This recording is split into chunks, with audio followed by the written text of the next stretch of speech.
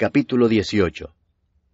Después de estas cosas, Pablo salió de Atenas y fue a Corinto, y halló a un judío llamado Aquila, natural del Ponto, recién venido de Italia con Priscila su mujer, por cuanto Claudio había mandado que todos los judíos saliesen de Roma. Fue a ellos, y como era del mismo oficio, se quedó con ellos y trabajaban juntos, pues el oficio de ellos era hacer tiendas. Y discutía en la sinagoga todos los días de reposo, y persuadía a judíos y a griegos.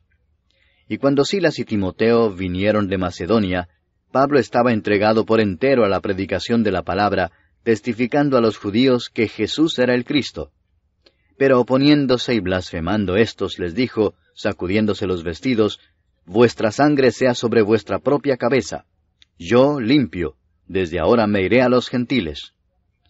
Y saliendo de allí se fue a la casa de uno llamado Justo, temeroso de Dios, la cual estaba junto a la sinagoga. Y Crispo, el principal de la sinagoga, creyó en el Señor con toda su casa, y muchos de los corintios, oyendo, creían y eran bautizados. Entonces el Señor dijo a Pablo en visión de noche, «No temas, sino habla, y no calles, porque yo estoy contigo, y ninguno pondrá sobre ti la mano para hacerte mal, porque yo tengo mucho pueblo en esta ciudad». Y se detuvo allí 1 año y 6 meses, enseñándoles la palabra de Dios.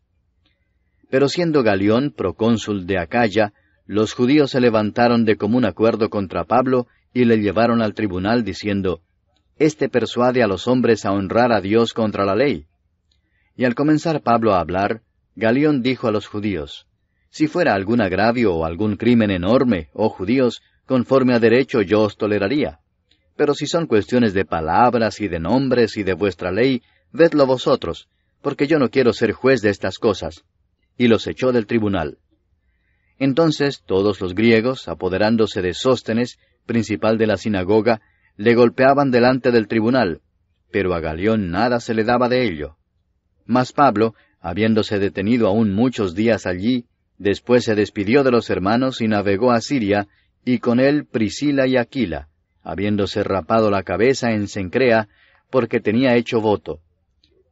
Y llegó a Éfeso y los dejó allí, y entrando en la sinagoga discutía con los judíos, los cuales le rogaban que se quedase con ellos por más tiempo, mas no accedió, sino que se despidió de ellos diciendo, «Es necesario que en todo caso yo guarde en Jerusalén la fiesta que viene, pero otra vez volveré a vosotros si Dios quiere».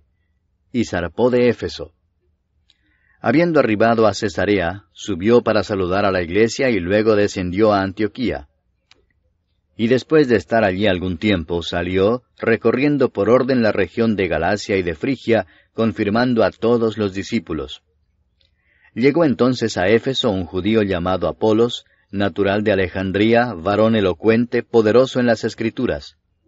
Este había sido instruido en el camino del Señor, y siendo de espíritu fervoroso, hablaba y enseñaba diligentemente lo concerniente al Señor, aunque solamente conocía el bautismo de Juan.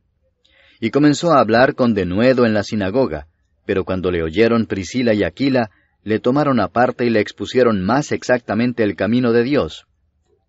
Y queriendo él pasar a Acaya, los hermanos le animaron y escribieron a los discípulos que le recibiesen.